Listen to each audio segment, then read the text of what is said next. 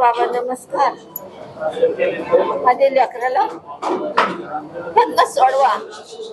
1.5 वर्ष झाला जेवण भेटत नाही, रडतात घरी, रात्रभर झोप नाही. त्याच्यामुळे मी पण आजारी झालो.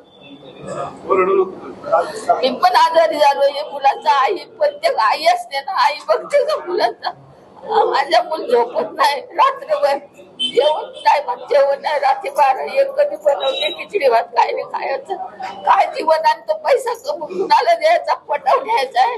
माझा सोना नाना दिला, जागा जमीन दिली, रूम इकलं, सगळं केलं की मुलांना हे घेतलं.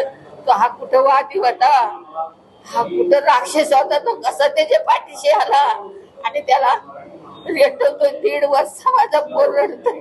मग काय, माझी मुलं वाढ करी, आम्ही सगळी मुलं वाढ करी. माझं 5 वर्षाचा नातवाड परतून झाला का मालगती, आम्हाला काहीच माहित नाही.